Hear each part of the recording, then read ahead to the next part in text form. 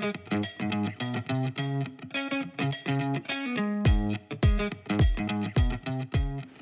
my name is Micah Dada, and I'm the CTO of Swift Law North. Joining me today is Jordan Isringhouse, who's our Chief Legal Officer. Hi. How are you? Good. So today we're going to continue our conversations on EFTAs, and we're going to talk about SOL, statute of limitations, common defenses, and potential counterclaims. So our first question is, one topic we've talked about under other statutes like the FDCPA and FCRA is the statute of limitations. What's the statute of limitations for an EFTA case?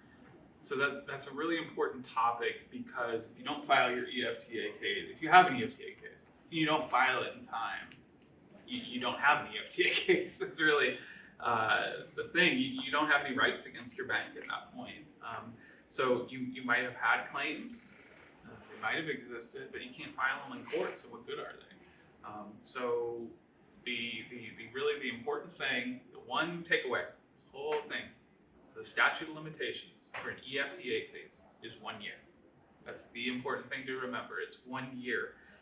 So if the bank doesn't properly investigate, if the bank reaches the wrong conclusion, if the bank doesn't limit your liability, whatever the violation is, you have 1 year from that violation to file your EFTA case. So the simple answer is 1 year. Okay, but that's pretty short. Is it a simple 1 year, no exceptions?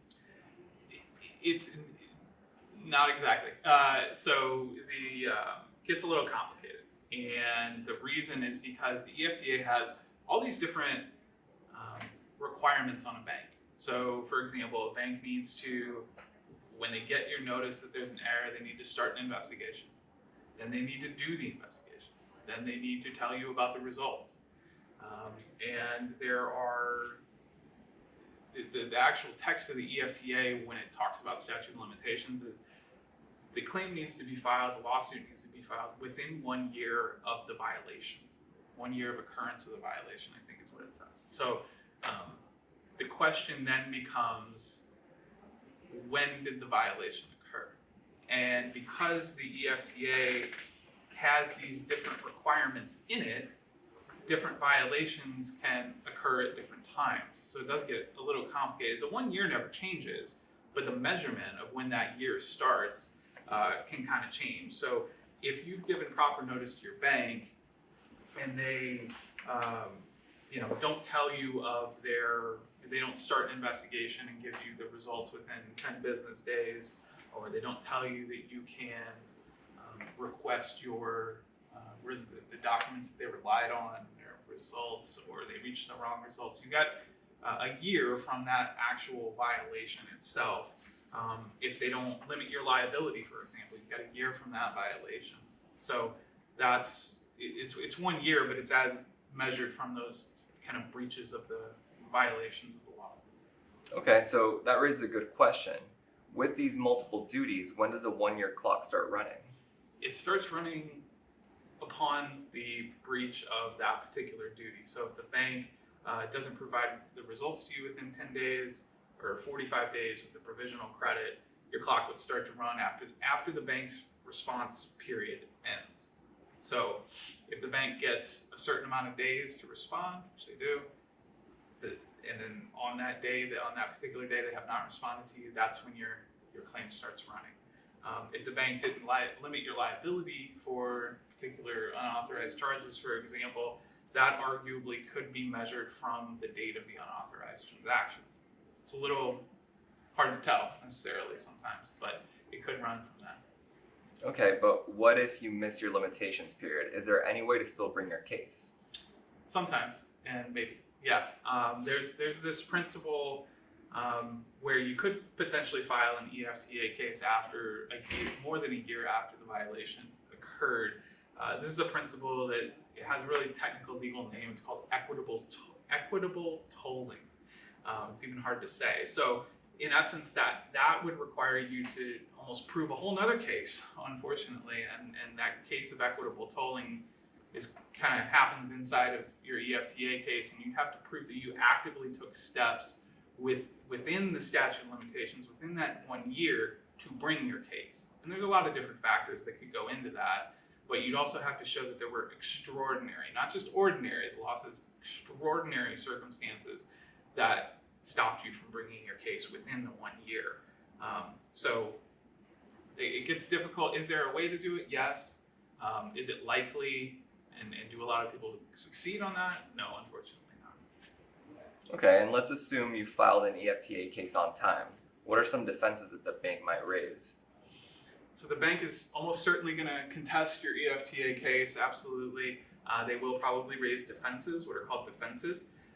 Think of defenses as a way of the bank saying, even if you're right, we the bank still win. That's what they're saying, and they're saying that there are reasons why they didn't get it right, reasons why they didn't investigate, things like that, things of that nature. So some of those common defenses are, the first one is failure to mitigate damages. And in a defense like that, the bank is saying something like, hey, if you had been more careful with personal data, or if you'd let us know sooner, then your damages, either they wouldn't have happened, or they wouldn't have happened in such a high degree, something like that. They're basically saying that you bear some of the responsibility for some of the things that went on. The second defense that banks typically raise is called bona fide error. I didn't come up with that. That's a legal principle that the banks are going to say. And in that defense, they're saying, hey, we the bank, we have adequate policies and procedures to deal with this. And so this just happened. The fact that we didn't catch it in your case, we didn't catch the error, we didn't, we may have breached the EFTA by not doing whatever they were supposed to do. Well, this was just a one-off problem. I mean, it doesn't happen across the board. We should be excused from being liable to you because we have these great policies and procedures in place that should have stopped this from happening, but oops, they didn't. Sorry, no harm, no foul. That's kind of what they're saying.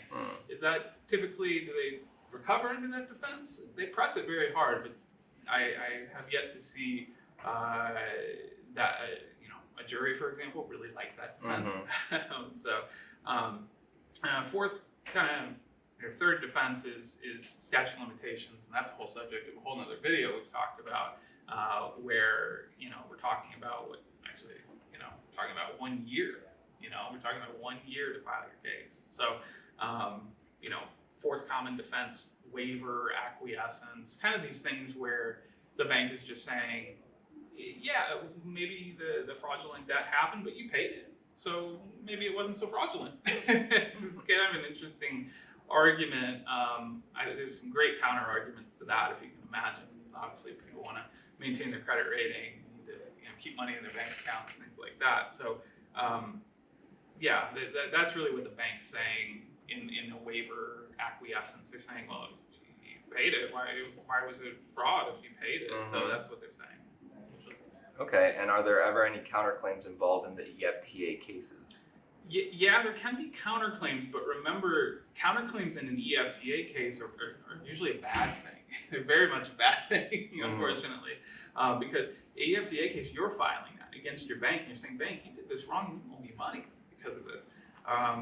In response, if you get a counterclaim in response, it means the bank's suing you. It's counter-suing you for money. It's saying, no, this was an authorized transaction, and you didn't pay us the money. You didn't pay us the late fees.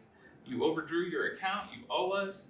And you're saying, well, this is fraud. What are you talking about? So at that point, there definitely could be counterclaims. And they're typically like a breach of contract, like the bank's saying, well, you owe us a debt, you breached the contract, and you're saying, no, this is fraud. The good thing there, I would say, is yes, obviously a counterclaim is not great in this scenario, but it kind of rises and falls with it's completely contingent on the EFTA case, because you're saying in the EFTA case, this wasn't my debt, I didn't do this, I don't owe this. So if you successfully prove that, which I would never file a case that I don't plan on hopefully successfully proving, then you've automatically proved the opposite, that you don't owe the debt, you did not breach the contract, this was not you, and fraud is a defense to breach of contract counterclaims. So you've kind of wrapped it all up. Like, yeah, you might get a counterclaim from a bank, but you've kind of wrapped it up in your actual proving your claim will disprove theirs. So that's the good thing about counterclaims. Okay, perfect. Thank you, Jordan. As always, if you guys have any questions, you can let us know in the weekly sessions and the group chats as well. Thank you. Thanks.